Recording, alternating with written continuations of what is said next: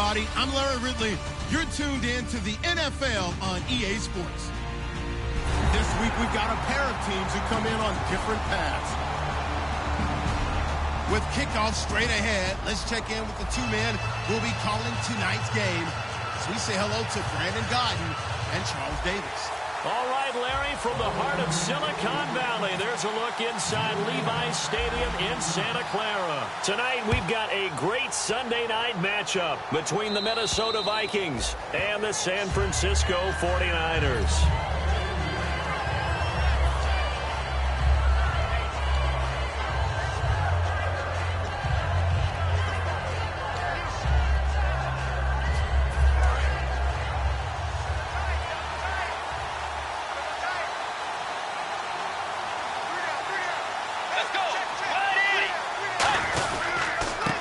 Now a handoff here to his running back.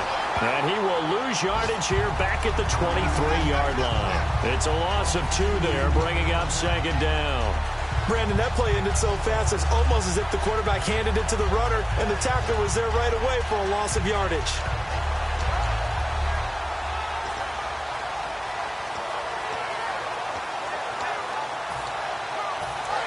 Looking to jam the receivers at the line here. Press coverage look defensively. Second down, Bridgewater. And he will find his man on the outside. It'll be a pickup of 10 yards. And they're going to have a third down.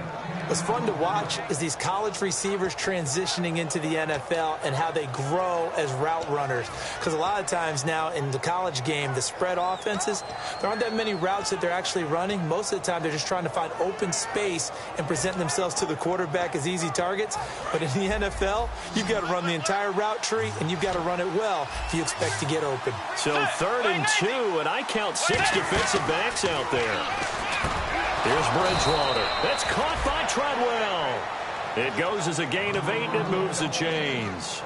And Brandon, from our time in college football, where receivers weren't running the traditional NFL route tree, one thing they did learn, find open areas, find soft spots, and set up and catch the ball. And I think we just saw that there. Yeah, we saw that indeed, picking up the first.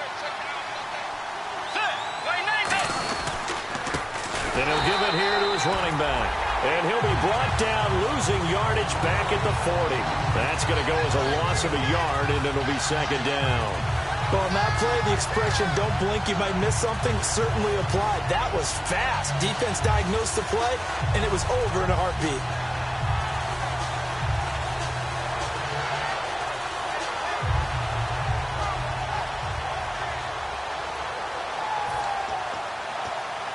And the offense behind the chains here, a touch on 2nd and 11.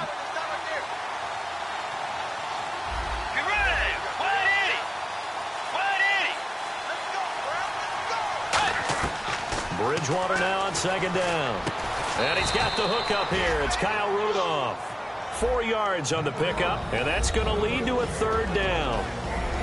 Okay, Charles, the Vikings offensive starters, a former Ole Miss Rebel is a guy to watch, and that's Laquan Treadwell. No doubt about it, and when you look at his speed, forget it. All right, just throw out that time stuff. Watch his play speed. He plays the game really fast and big and aggressively. They want to call him Megaquan. If he plays to that, he'll really help this Vikings team. So now at 3rd and 7, and defensively, it's a dime look, 6 DBs. On 3rd down, Bridgewater. And he's able to find Diggs. That one goes for 13 yards, and it moves the sticks.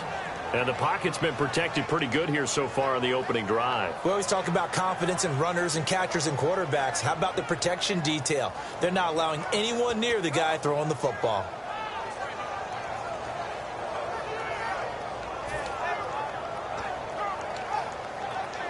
And here comes play number 6 on this drive.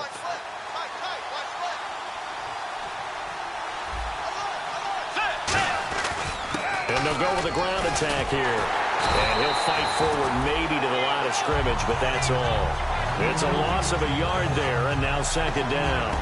Doesn't matter who you're rooting for in this game. The effort of the man with the football, getting away from one and trying to turn forward and get some yardage, I really liked what he did there.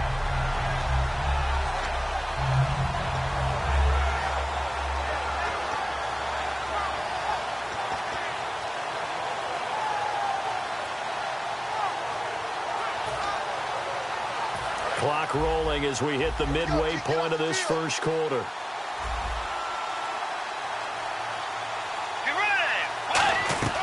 A second down throw for Bridgewater. Trying to lay one up deep. Is this intercepted? It is. It's intercepted. Picked off by the Alabama man, Dre Kirkpatrick. And he is going to get this one back to the 20-yard line. Certainly not how they envisioned ending their opening drive here in the first quarter. Too many ones in this play. First quarter, first drive, first interception thrown. And that last one, that hurts.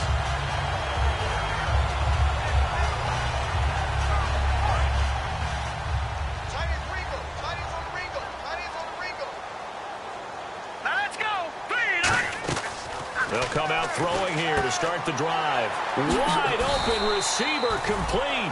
And the play goes for 19 yards. Gives him a new set of downs. Everything about that play was beautiful. A great corner route where the receiver worked the defensive back inside and then broke back to the outside to the corner. But how about the throw by the quarterback? Anticipation on the break from inside to outside. He threw the football. As the receiver turned around, the ball greeted him. The former Indiana Hoosier here, Tevin Coleman.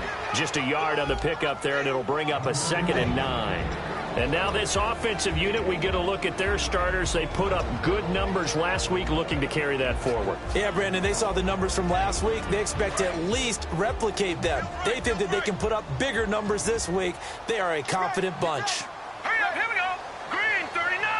Green. They stay on the ground. Again, it's Coleman. No gain on the play there, so that doesn't help. Now they're looking up at a 3rd and 9 situation. Quickly now a look at the defensive starters for Minnesota. Harrison Smith is a player I love to watch. Whether he's ranging deep as a free safety or near the line of scrimmage where he makes more plays, keep your eyes on him. On 3rd down, he'll drop to throw. He hits Randall complete. And he's brought down after a good gain. An excellent pickup of 34 yards. We just saw him hit a big play there on a deep post. And most of the time, the post isn't available because usually you have defenders in the middle of the field. But if you throw enough curls and crossing routes and underneath routes, I know from experience, they get tired of watching those balls get caught. They start to creep up a little bit, and that's when you can hit them big over the top. Coleman. And not much of a hole there as he gets it down to about the 24-yard line. 2 yards on the pickup there. It'll be 2nd and 8. It's really simple to say that they know their identity, that they are a passing team. But one of the reasons that they're so successful, they know how to mix in the run and make sure that they keep the defense off balance and not able to just simply say, let's go get the quarterback and disrupt things. Here we go. Now they'll throw here out of the gun. Going to throw deep for the end zone. And it's complete. In the end zone, touchdown 49ers. Crockett Gilmore, his first touchdown on the year. And the Niners have taken the early lead. And the 49ers grab a 7-0 lead.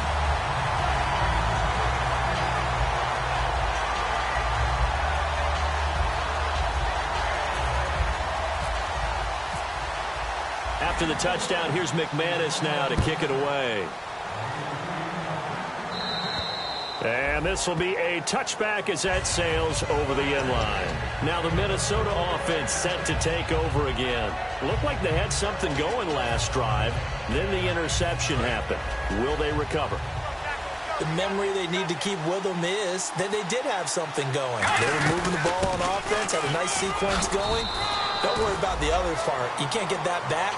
Let's go back to what you were doing well before. I thought you were going to say they need to have no memory, but remember the good part, forget the bad. I like that even better. And the defense comes onto the field for the first time, and it is a unit that struggled a week ago. So they're looking for a fast start, Brandon. Can they create a turnover early? Can they take the ball away? That's what this unit's looking for to get back on the beam. Here we go with 2nd and 7. Shift together here from the D-line. Let's go. And now whistles and a flag, and I think we got a jump here.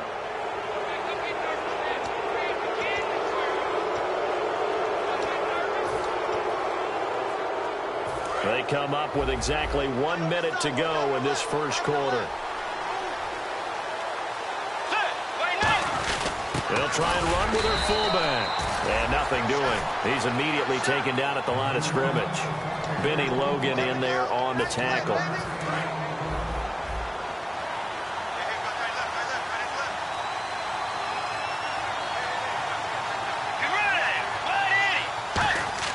On 3rd and 1, looking for his tight end Rudolph, and it's intercepted. A great read, and it's picked off. And they take possession of the football and have it at the 36-yard line. The 49er offense now making their way out onto the field. And that last drive, a long drive, but not just that. They had a great air attack going. Do they stick with that? I would think that they would, because if they were confident enough to do it on the last drive, starting backed up in their own territory, why would you change anything? They've got to be confident about what they're presenting and continue to do so. Yeah, because the secondary, they really look clueless. And that was amazing because that drive went and went, no adjustments, and no big plays by the defense to knock the ball away. Detroit! Detroit! Hurry up, here we go! Now a shotgun snap as they'll look to throw. Eluding the pressure right. Thrown across his body, and it's intercepted. Picked off by the Pro Bowler, Anthony Barr. And they are going to set up shop at the 32-yard line. The Vikings offense now, they get ready to head back on the field. And following the interception, just any interception, are you a little bit more cautious when you start that next drive, or no, you just throw that out the window? I think you are. I don't think that there's any way you can run back out there and go, totally didn't affect me. Let's just go ahead and be loose with the football again.